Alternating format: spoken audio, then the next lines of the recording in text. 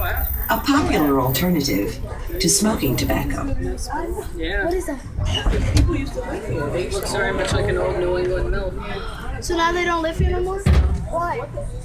Because they probably passed away.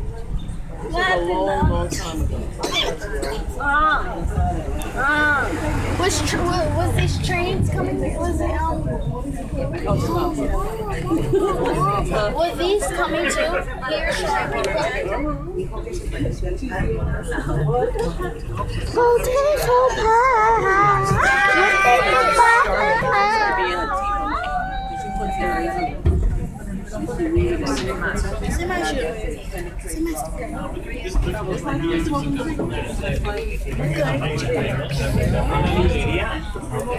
We have just crossed the Bronx River.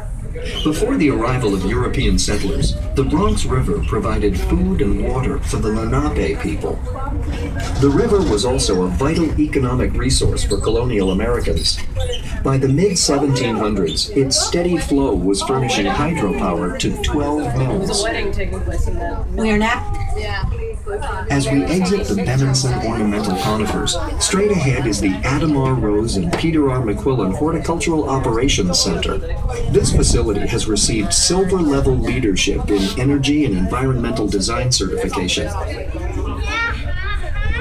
The stone cottage to the right of it once served as the gatehouse on the Lorillard estate.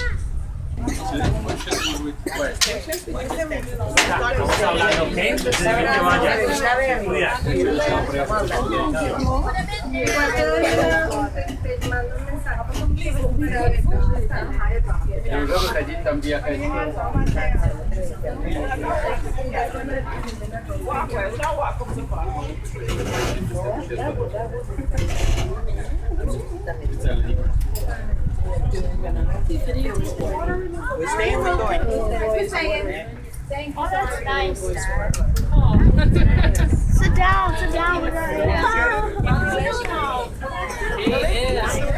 Before air conditioning in my classroom, I used to bring a spray can and it would be like 90 degrees and go around and say, I'm watering my children. And spray that like a mist pepper spray. We had to. So It's already moving. It's already moving. The Ruth Ray Howell Family Garden is a popular destination during the warmer months when school children, families, and volunteers come to dig the soil, plant and nurture flowers, herbs, and vegetables, and harvest them too. beyond the family garden.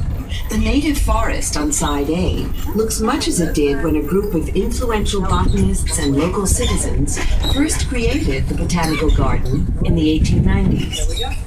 At that time, all of New York looked very different from the city today. The Bronx was still mostly countryside. Manhattan, in the late 19th century, was home to individuals of astounding wealth who are also visitors still arrive at today. During the next few minutes, we'll pass through several of the garden's renowned tree collections.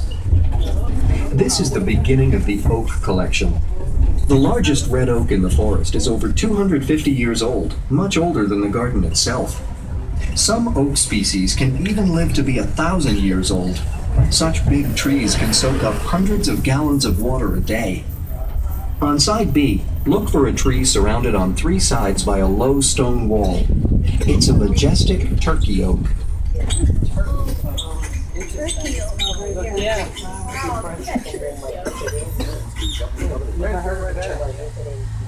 Look at that. On either side of the road, you'll see magnolia trees. In early spring, they explode natural gas, reducing emissions and air pollution. We thank Con Ed for their sponsorship of this effort to protect the environment and human health. The inspiration for the New York Botanical Garden was the magnificent Royal Botanic Gardens at Kew, outside London. The New York Botanical Garden's first director visited Kew with his wife during their honeymoon in 1888. On their return, they successfully lobbied for a New York garden of equal beauty. In 1891, the New York Botanical Garden was incorporated by the state legislature with the intention of being a public botanic garden of the highest class.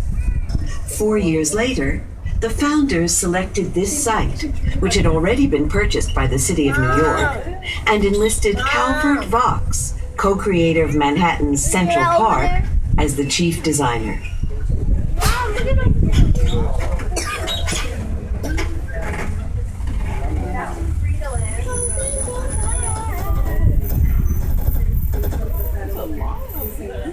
The founders recognized that the property was blessed with a variety of microclimates for growing plants.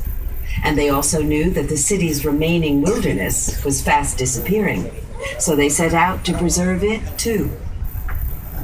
As we turn off the main road, we'll be driving through 2 rows of American tulip trees planted over a century ago.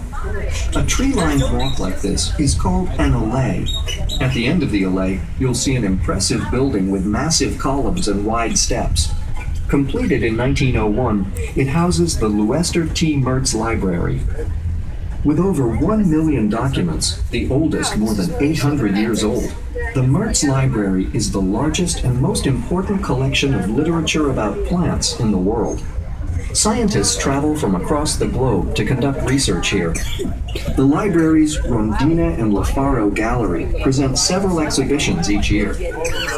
Inside the library building, you'll find a display of stunning orchids in the first floor rotunda.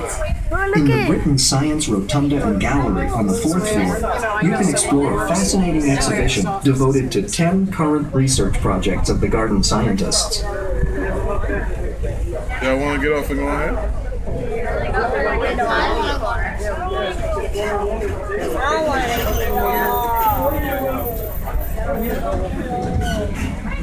What is this even anywhere? What is this anywhere? Interesting thing this one behind. I think this is some. Can you stay out here? I don't want to go.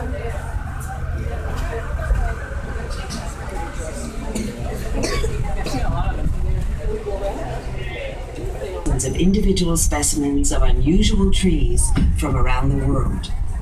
After we've turned out of the allée of tulip trees, you'll see a collection of pines and other cone-bearing plants from the northern temperate regions on side B.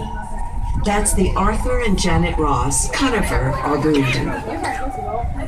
Just out of view on side B of the tram is the Botanical Garden's crown jewel, the Enid A. Haupt Conservatory. It is the preeminent Victorian-style glasshouse in America. A grand structure of glass and iron, it opened in 1902. Thousands of plants thrive in its 11 galleries, in habitats ranging from tropical rainforest to American desert. Yeah. Ahead, on side A, is the Rock Garden, featuring a tremendous diversity of unusual plants from the world's mountain regions. Straight ahead is the round reflecting pool. It marks the path to the Leon Levy Visitor Center.